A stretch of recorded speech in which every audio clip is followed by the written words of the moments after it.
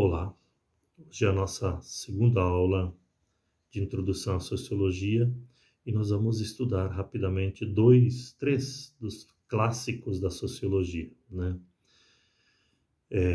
Durkheim, Max Weber e Talcott Parsons. São três sociólogos dos clássicos importantes para entender a evolução da sociologia. Antes do Durkheim, quem começou trabalhou com a ideia de que a sociedade poderia ser estudada é Augusto Comte, o pai do positivismo, né? Alguns o chamam de pai da sociologia, porque ele fala da possibilidade de se estudar a sociedade, né? Agora, quem desenvolve o método sociológico é Emile Durkheim, né?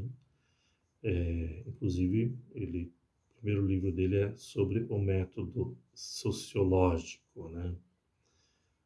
O que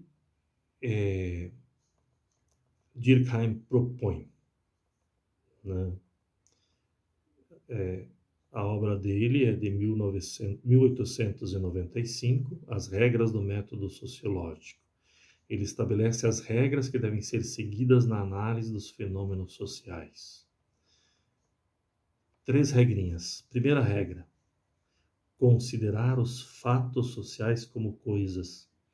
É aquela ideia de se distanciar do objeto, ou seja, o ser humano, para pesquisar uma coisa, ele precisa se distanciar, se afastar do objeto para os seus pensamentos, as suas ideias não contaminarem o estudo, né? Então, considerar considerar o fato social como coisa é opor-se a considerá-las como ideias. Então, se são coisas, elas têm novas ideias ali a serem buscadas, né? A segunda regra: você deve definir um objeto de estudo, selecionar um grupo de fenômenos cujos caracteres exteriores comuns sejam previamente definidos e analisar todos os que correspondam a essa definição. Então você define, por exemplo, ele definiu o suicídio.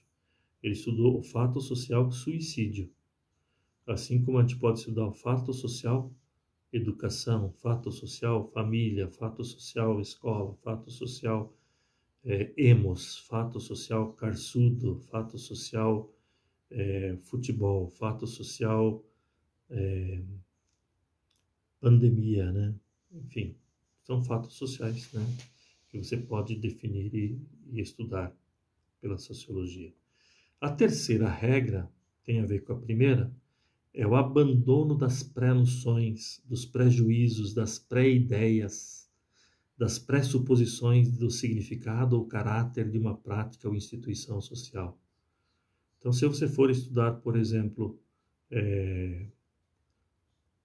a boemia como fato social, se você tem algum preconceito, alguma pré-ideia em relação à boemia, você vai encontrar na boemia as tuas ideias. Não é isso. O estudo da sociologia é deixar o fato social falar, né? Tá? Por exemplo, o Durkheim, em 1897, na obra Suicídio, ele aplica as regras do método e demonstra que o suicídio varia inversamente ao grau de integração do grupo social do qual o indivíduo faz parte, com algumas exceções por ele apontadas.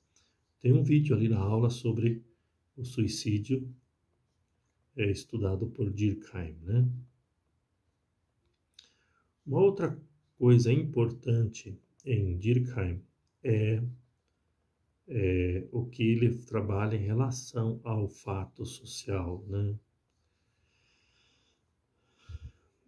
Ele organiza da seguinte forma a questão do fato social.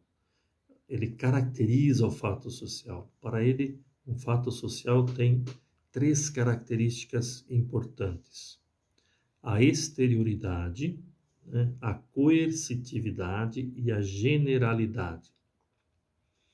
A exterioridade baseia-se na concepção de consciência coletiva. A ideia de consciência coletiva em Durkheim é o seguinte, que existe uma média da sociedade que pensa de uma forma parecida, né? Então, o fato social para ele tem a ver com a ideia de consciência coletiva, que é o conjunto das maneiras de agir, de pensar e de sentir, comum à média dos membros de determinada sociedade. Então, eu falei, por exemplo, dos emos. Os emos têm um conjunto de maneiras de agir, de pensar, de sentir. Podia estudar os skatistas, os surfistas. Então, eles têm uma característica. Você logo enxerga, você vê no jeito de se vestir, no jeito no tênis que usa, no boné que usa, etc. O modo de pensar, de agir, né? E o modo de pensar e de sentir é muito parecido, né? Essa herança persiste no tempo, transmitindo-se de geração em geração. Vamos pegar, se você pegar o grupo, os imigrantes que vêm para o Brasil, você logo vê quem é descendente de alemão, de italiano, de japonês. Enfim. Você, fato social, ser baiano, né?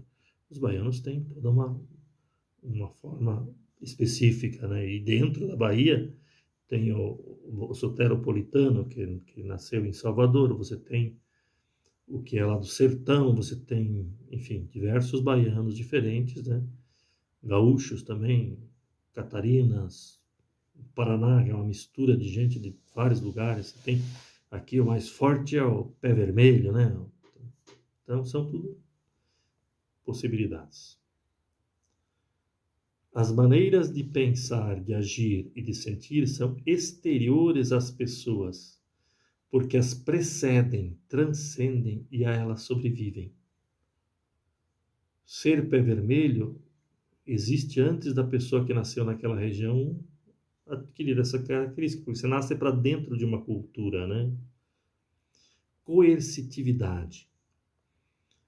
Essas maneiras de pensar, agir, etc., ou de pensamento, são, além de externas ao indivíduo, dotadas de poder coercitivo, porque se impõem aos seus indivíduos, independente de suas vontades. As pessoas aprendem a ser daquele jeito, mesmo que não queiram, porque elas nasceram para dentro daquele grupo, né? E generalidade. O conjunto das maneiras de agir, de pensar e de sentir é característica geral de determinado grupo. Dará feição particular a uma sociedade, permitirá distinguir um brasileiro de um boliviano, de um japonês, de um venezuelano, enfim, etc., né?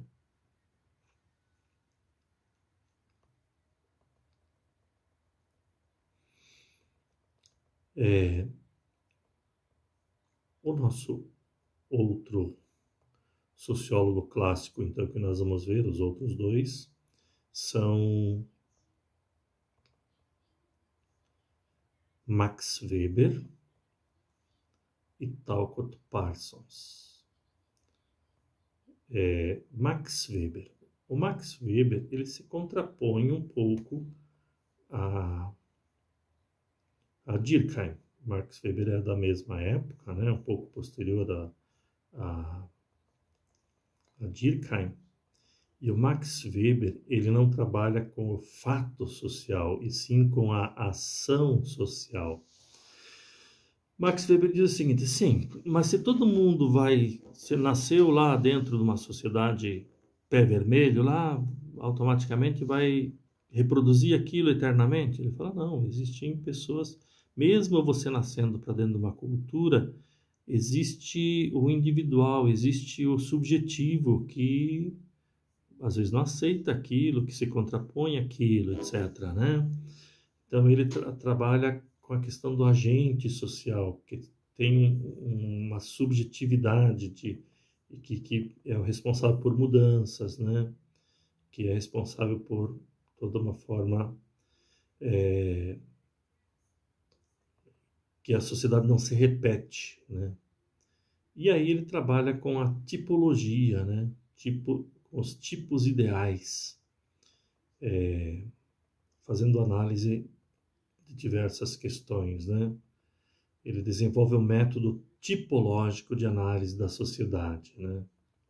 Ele trabalha com a análise, por exemplo, da burocracia, ele trabalha com a análise das cidades, tipo ideal de burocracia, tipo ideal de cidade, né? Mas o mais importante para nós aqui, a questão inicial é da conduta social, né? Ele trabalha com 4 tipos de conduta social.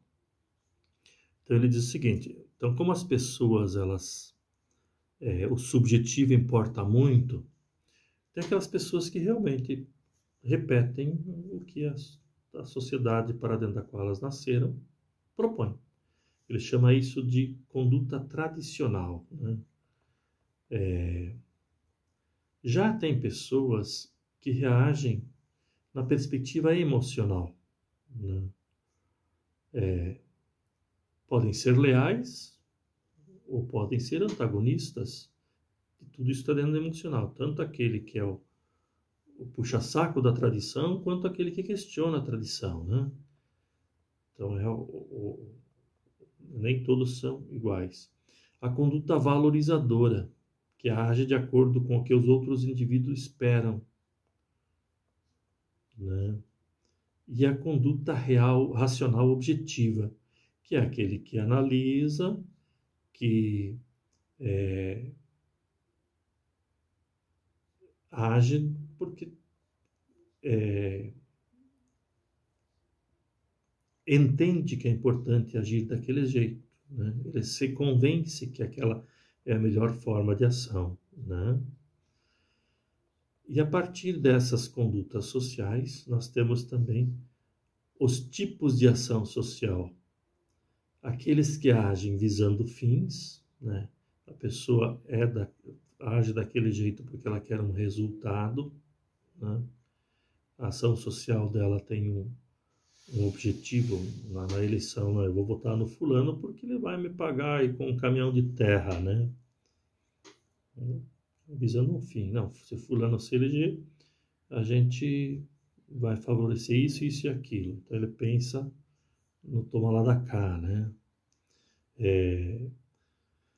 No consumo, eu vou comprar um aparelho tal porque esse aparelho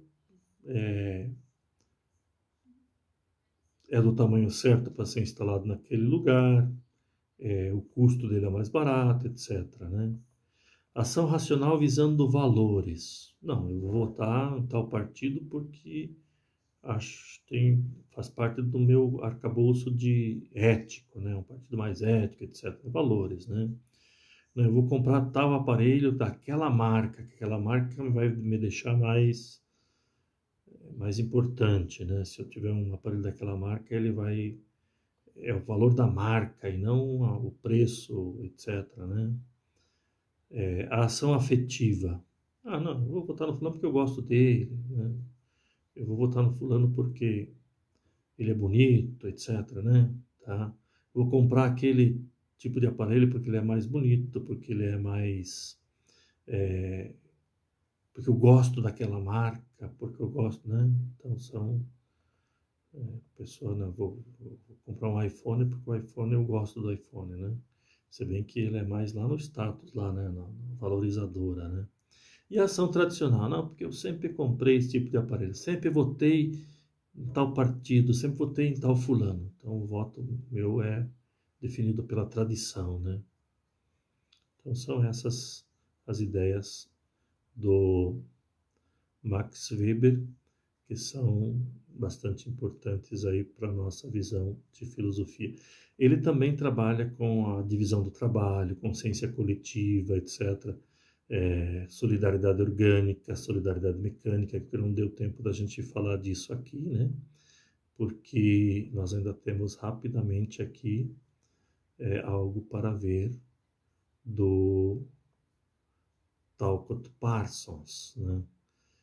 Quem que é Talcott Parsons? Ele é um americano e o Talcott Parsons ele estuda mais a partir de Max Weber. Ele desenvolve um estudo da família, dos atores sociais. Ele parte da ação social para os atores sociais. Ele faz esse estudo dentro da família. Então esse é o estudo do Talcott Parsons e também faz esse estudo na escola, né? Na educação, né? Então, isso ele é importante para